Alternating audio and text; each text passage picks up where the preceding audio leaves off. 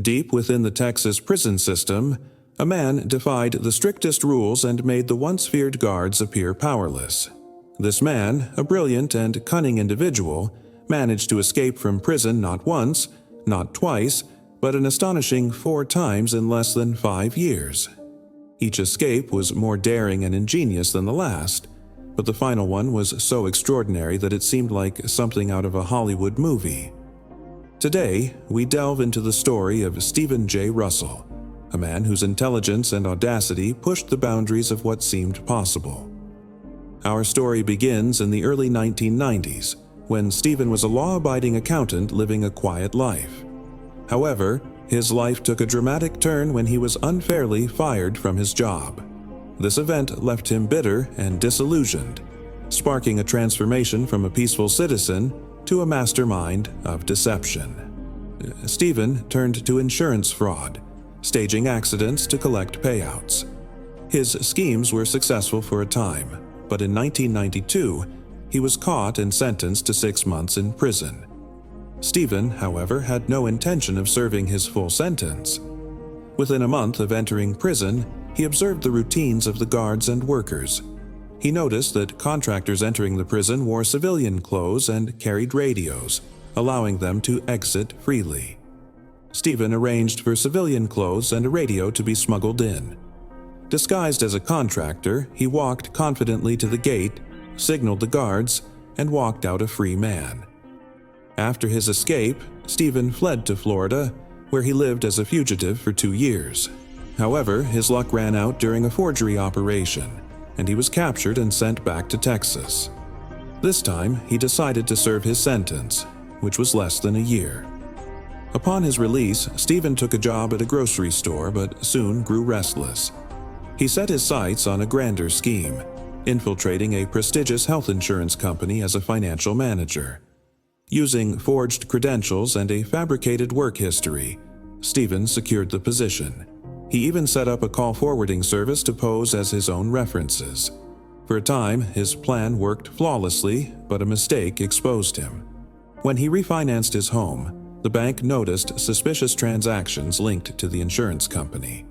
An investigation revealed his fraud, and Stephen was arrested again. This time, his bail was set at $950,000, an impossible sum for him to pay. Undeterred, Stephen devised another escape plan. He called the Harris County Records Office, posing as the judge overseeing his case. He convinced an employee to reduce his bail to $45,000. With the help of a prisoner financing company, Stephen paid the reduced bail and walked free once more. However, his freedom was short-lived. Authorities tracked him down in Florida and arrested him again. Sentenced to 40 years in prison, Stephen was transferred to a maximum security facility. Prison officials were warned about his cunning and took extra precautions. Guards monitored him closely, knowing he had a history of deception. But Stephen was already planning his next move. He spent months studying the prison's security procedures. He noted that medical staff wore green scrubs and often walked freely through the facility. Unlike the guards, medical staff were less scrutinized when moving between sections. This observation became the foundation of his next escape. Stephen secretly obtained green fabric from the prison laundry, carefully tearing small sections of uniforms over time so the damage wouldn't be noticed. Using makeshift dye extracted from cafeteria food, primarily spinach and green jello, he colored his prison uniform to match the medical scrubs. He tested his disguise by walking around his block, ensuring that no guards paid him special attention. But the uniform alone wasn't enough. Stephen needed to blend in with actual medical staff.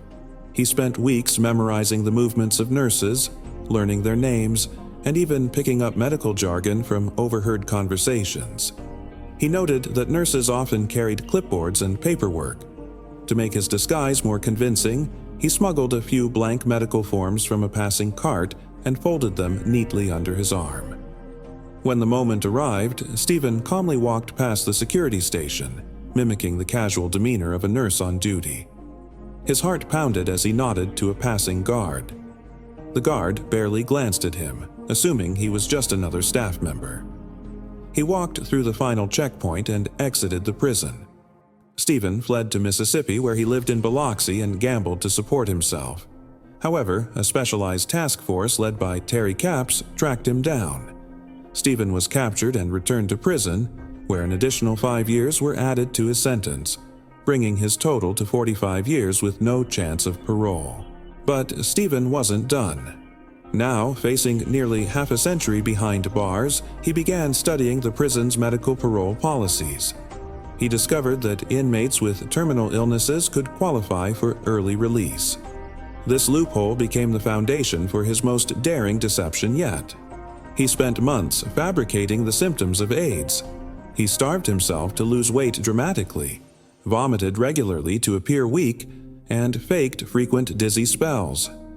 He even bribed a corrupt prison staff member to alter his medical records, listing him as HIV positive. But Stephen took his plan even further. To convince doctors he was dying, he deliberately overdosed on sedatives, putting himself into a temporary coma. When he was revived, medical staff believed his condition had worsened. His forged record showed that he was in the final stages of AIDS, convincing the prison board to approve his release into a care facility. Once transferred, Stephen executed his final trick. He posed as a doctor named Adam Ruiz and created a forged death certificate, officially declaring himself deceased. He sent copies of the certificate to the prison and parole office. With no one searching for him, Stephen disappeared.